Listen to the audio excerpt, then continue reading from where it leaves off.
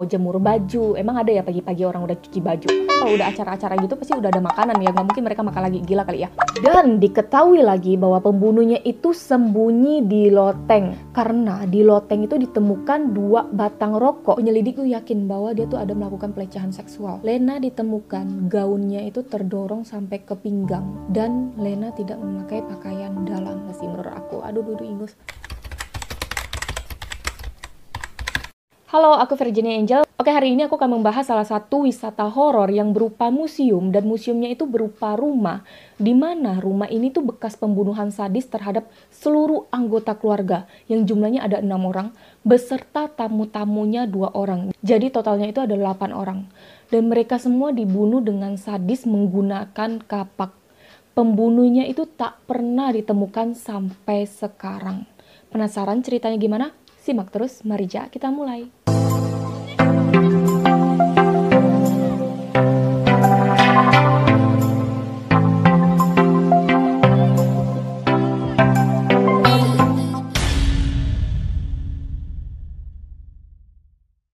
Pada tahun 1912, hiduplah sebuah keluarga, dan keluarga ini tuh namanya keluarga Moore. Keluarga Moore ini terdiri dari seorang bapak yang bernama Josiah Moore, dia itu 43 tahun. Dia punya istrinya itu namanya Sarah Moore, 39 tahun. Mereka berdua dikaruniai 4 orang anak. Anak yang pertama namanya Herman Moore, 11 tahun. Anak kedua itu Mary Catherine, umurnya 10 tahun. Anak ketiganya itu Arthur Boyd, 7 tahun. Dan anak yang terakhir itu Paul Moore, umurnya itu 5 tahun. Mereka tinggal di kota kecil Villisca, Iowa, Amerika Serikat. Dan rumah mereka pada zamannya itu ya cukup gede ya, karena ada lantai atasnya. Dan rumahnya mereka itu bercat putih ya, kayak desain-desain rumah zaman dulu gitu deh. Pada tanggal 9 Juni 1912, Sarah Moore, ibunya anak-anak, dia itu mengkoordinasikan acara tahunan gereja. Jadi kayak acara program hari anak, dan nantinya akan diselenggarakan di gereja, terus dihadiri oleh beberapa keluarga. Ceritanya ini startnya tuh jam 8. Jam 8 semuanya datang, keluarga-keluarga lain datang bawa anak-anaknya. Mereka pun acara lah, ibadah dan lain-lain, melakukan aktivitas-aktivitas yang udah diselenggarakan. Selesainya itu jam 9.30. 9.30 udah selesai, itu kan udah agak malam ya. Nah, anaknya Sarah Moore yang kedua, Mary Catherine, dia itu ngajak kedua temennya. Dua temennya itu bersaudara. Yang pertama namanya Aina Stillinger, dan yang kedua Lena Stillinger. Ini maaf ya kalau aku ada yang salah ngomongnya tuh kayak gimana tuh, Stillinger.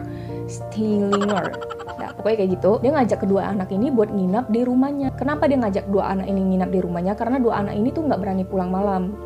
Dua anak ini kayaknya orang tuanya nggak ikut deh. Akhirnya si Sarah Moore pun minta izin gitu loh sama kakaknya dari dua anak ini. Nggak tahu ya pakai apa ya, pakai handphone kali ya, waktu itu emang ada handphone ya. Pokoknya dia menghubungi keluarganya untuk minta izin kalau anaknya yang berdua ini bakal nginap di rumahnya Sarah Moore.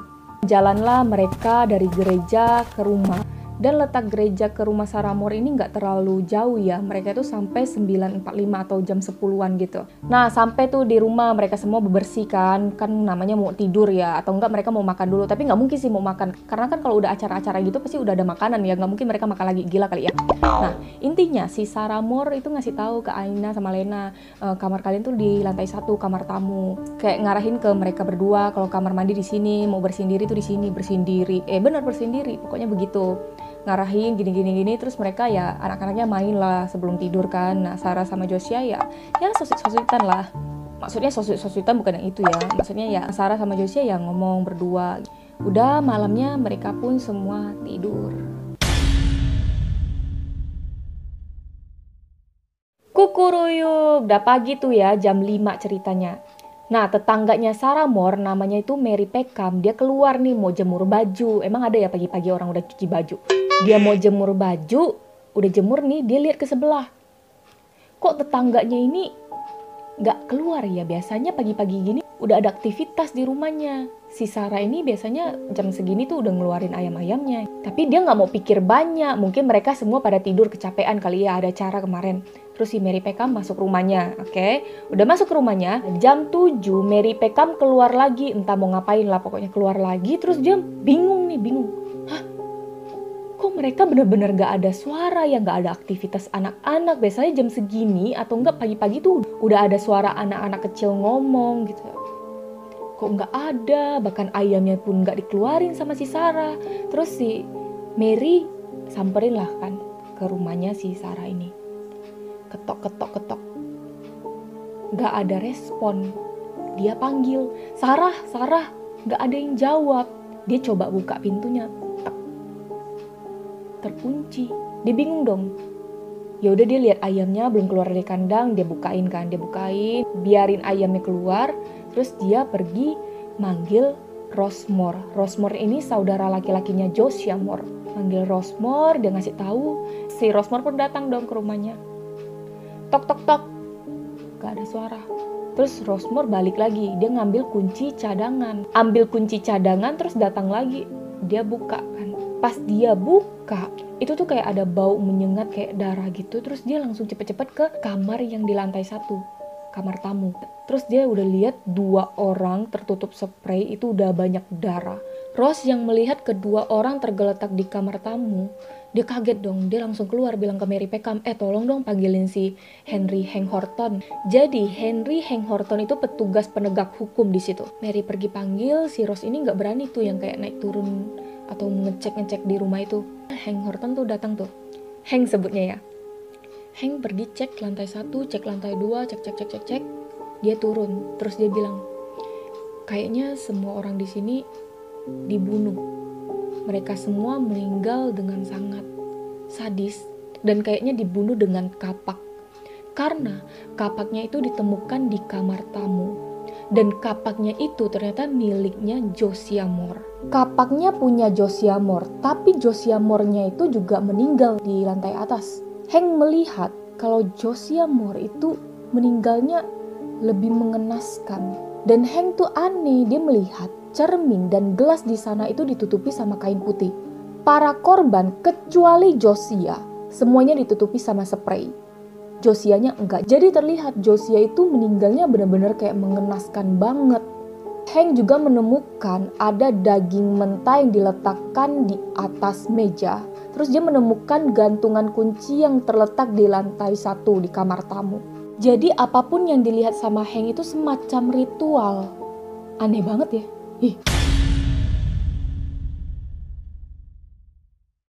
Udah tuh rame kan, polisi, dokter semua datang buat olah TKP, terus mau menginvestigasi sebenarnya apa sih yang terjadi pada keluarga ini. Jreng, akhirnya disimpulkan. Jadi pada saat keluarga Moore mau ke gereja, ada seorang misterius yang masuk ke rumah mereka. Dan pintu rumah mereka itu nggak terkunci. Kenapa sih nggak terkunci? Oke, aku jelasin ya kenapa nggak terkunci. Villisca, Iowa, itu tuh kota yang terkenal aman, damai, sejahtera. Sehingga ya biasa aja kayak rumah-rumah tuh nggak dikunci kalau misalnya orangnya lagi pergi. Karena terkenalnya tuh aman. Dah tuh pembunuhnya masuk. Dan diketahui lagi bahwa pembunuhnya itu sembunyi di loteng. Kenapa bisa dibilang sembunyi di loteng? Karena di loteng itu ditemukan 2 batang rokok yang dihabiskan di sana. Mungkin ada sisa-sisanya gitu loh yang ditinggalkan di lantai loteng itu. Bisa dibilang pembunuhnya itu dengan sabar menunggu keluarga Moore pulang dan tertidur. Dia nunggu di loteng. Dan diyakini lagi pembunuhnya itu mengelilingi rumah Josiah dan Sarah sewaktu pertama kali dia masuk. Jadi dia mengelilingi rumahnya, dia lihat di lantai 1 kamarnya itu di mana, dia melihat lantai 2 ada apa, kamar utama di mana, tempat penyimpanan kapak dan pisau di mana, dapur di mana. Pokoknya dia tuh santai-santai. Kenapa bisa dibilang begitu?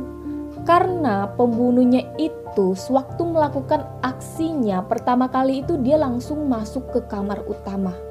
Ketika mereka semua tertidur, pembunuhnya itu pelan-pelan turun dari loteng. Langsung ke kamar utama yang letaknya itu di lantai 2. Masuk, dia membawa kapak, kemudian membunuh Josiah dan Sarah dengan memukul di bagian kepala berulang kali hingga mereka berdua itu tewas. Josiah menerima pukulan lebih banyak dibanding Sarah. Ketika pembunuh itu sudah menghabisi mereka berdua, ia pun menutup kepalanya Sarah menggunakan spray. Josiah enggak. Parah enggak? Pilih-pilih ya dia. Ketika pembunuh ini udah memastikan bahwa Sarah Josiah udah meninggal, ia pun jalan melewati lorong terus ke kamar anak-anaknya di mana ada 4 anaknya Sarah Josiah. Di situ ia pun melakukan pukulan yang sama di bagian kepala. Satu persatu anak-anak itu dipukul sama dia sampai meninggal.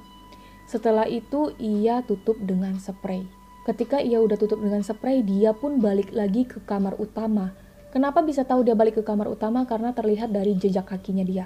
Dari kamar utama ke kamar anak-anak terus balik lagi ke kamar utama. Di situ dia pun memukul kembali Josiah berulang kali. Dan terlihat dia memukul Josiah itu sangat amat sadis. Karena di dinding-dinding gitu tuh ada bekas kapak gitu. Mungkin pas ngangkat kapaknya tuh terlalu bersemangat gitu. Ih, gila banget itu orangnya. Terus dia nggak tutup tuh Josiahnya. Dia pun lepas sepatunya dia tinggalkan sepatunya di situ, terus dia turun ke bawah. Pembunuh itu turun, terus dia langsung ke kamar tamu yang dimana ada Lena dan Aina lagi tertidur. Dia membunuh keduanya. Dan penyelidik yakin banget bahwa pembunuh ini membunuh semua korbannya di saat korbannya itu sedang tertidur. Kecuali Lena. Kenapa? Karena Lena itu ditemukan dalam kondisi kakinya kayak nendang gitu. Terus tangannya ada di bawah bantal. Kayak menunjukkan ada perlawanan dari Lena. Penyelidik juga yakin bahwa pembunuh itu telah melakukan pelecehan seksual terhadap Lena. Lena ditemukan gaunnya itu terdorong sampai ke pinggang. Dan Lena tidak memakai pakaian dalam. Entah tuh si pembunuhnya udah melakukan atau belum. Pokoknya penyelidik tuh yakin bahwa dia tuh ada melakukan pelecehan seksual. Dan penyelidik juga menemukan ada lampu minyak tanah di bawah kasurnya Josiah Sarah dan di bawah kasurnya Lena Aina. Apa sih maksudnya? Bingung deh. Disimpulkan bahwa si pembunuh itu ketika membunuh, dia tangan kirinya bawa lampu minyak tanah, terus sebelahnya itu bawa kapak. Dan lampunya kayak dikecilin sama dia, kayak remang-remang gitu. Udah diselidiki sedemikian rupa, tapi nggak bisa tuh ditemukan pembunuhnya itu siapa. Karena ada beberapa halangan. Yang pertama, petugas penegak hukum kehilangan kendali atas tempat kejadian perkara. Jadi pada saat itu tuh banyak banget, ada ratusan orang yang datang ke rumahnya Sarah Moore dan Josiah Moore, mereka kayak lalu lalang gitu. Padahal petugas tuh belum datang buat ngamanin rumah. Dan pada tahun 1912 itu kan belum canggih ya. Jadi belum ada yang kayak pemeriksaan sidik jari dan tes DNA juga belum terpikirkan. Oh ya, aku belum ngasih tahu. Kalau penyelidik juga menemukan ada sepanci air yang udah ada darahnya. Jadi bisa dibilang pembunuhnya itu cuci tangan dulu sebelum dia pergi. Banyak banget hal-hal yang gak bisa dipecahkan untuk menemukan siapa sih pembunuh aslinya itu. Dan dari kejadian ini, kota Veleska itu jadinya orang-orangnya curigaan dan takut satu sama lain. Padahal awalnya kota itu tuh damai, sejahtera, aman. Ada sih beberapa nama yang dicurigai sebagai dalang pembunuhan ini, walaupun sebenarnya nggak ada yang dituntut. Orang pertama yang diduga adalah George Kelly. Pada 8 Juni 1912, George Kelly ini datang ke Veleska untuk ngajar kebaktian Hari Anak, yang dihadiri oleh keluarga Moore pada 9 Juni 1912. Dia dicurigai meninggalkan kota antara jam 5 pagi sampai jam 5.30 pada 10 Juni. Bisa dibilang beberapa jam sebelum mayat ditemukan. Kelly sempat mengaku bahwa ia yang melakukan pembunuhan, tetapi juri tidak mempercayai pengakuannya karena ia dianggap memiliki gangguan mental. Di mana sewaktu ia remaja, ia tuh dituduh mengintip dan beberapa kali meminta wanita dan gadis muda untuk berpose telanjang.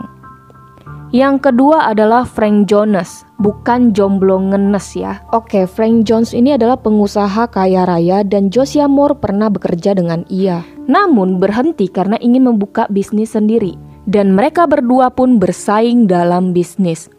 Ada rumor mengatakan bahwa Josiah itu berselingkuh dengan putri Jones.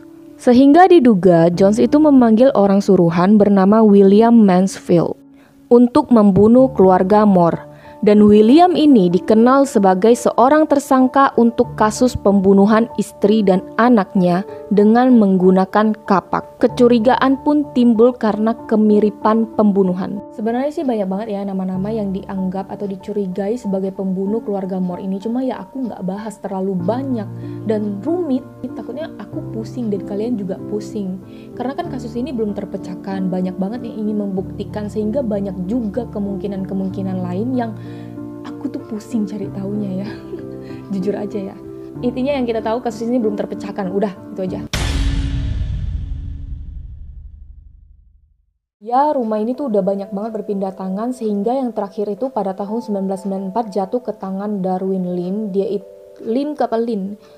Darwin Lin. Dia itu pemilik museum lokal dan dia berusaha untuk renovasi rumah tersebut sehingga mirip banget dengan yang dulu, yang tahun 1912. Terus, dia jadikan destinasi wisata horor yang dia jadikan rumah itu sebagai museum dan orang bisa menginap di sana tapi harus bayar. Dan harganya itu 400 US dollar atau kalau dirupiahkan itu 5.930.800 per malam. Bener gak sih aku? Ya sekitaran itulah. Kalau cuma mau lihat-lihat doang harganya itu 10 US dollar 148.270.000 per jelajah. Pokoknya kalian bisa menjelajah rumah itu, bisa foto-foto dan bisa tahu apa yang ada di rumah itu ceritanya seperti apa. Ada yang mau? Silakan. Kalau kalian mau, aku tantang kalian nginap di lotengnya. Siapa tahu kayak dikasih mimpi ya siapa pembunuh aslinya itu. Sebelum kalian ke rumah itu, di depannya itu ada papan tulisannya itu Villisca X Murders. Kalau aku ada kesempatan mau ke sana, aku juga mau sih, aku pengen lihat-lihat doang, tapi nggak nginap ya. Kalau nginap mah tak bisa kita pungkiri, pasti ada hal-hal aneh kayak orang di loteng lari-lari, ada suara anak-anak, dan lain-lain yang horor-horor itu udah pasti ada sih menurut aku. Aduh Inggris. Dan ya segitu aja perjalanan cerita hari ini. Kalau kalian ada yang mau request, kalian request yang spesifik ya, misalnya Samantha. Nah Samantha itu kenapa? Ceritain, misalnya Samantha itu suka jalan jongkok tiap hari. Nah kan itu ada sesuatu yang bikin aku kayak, oh cerita ini menarik banget ya buat dibahas. Nah aku bahas, dan kalian kalau request ya menurut aku requestnya yang seperti itu, spesifik gitu. Aduh, intinya support terus channel ini biar makin niat. Udah gitu aja. Aku Virginia Angel, terima kasih udah nyimak, and see you, bye bye. Kalau aku ketemu pembunuhnya ya, lu ngebunuh ngapain sih, ha? Lu ngebunuh satu keluarga pakai kata itu tuh maksudnya apa? Ada kepuasan tersendiri atau gimana? Psikopat ya lu ya, pulang gitu cari emak lu.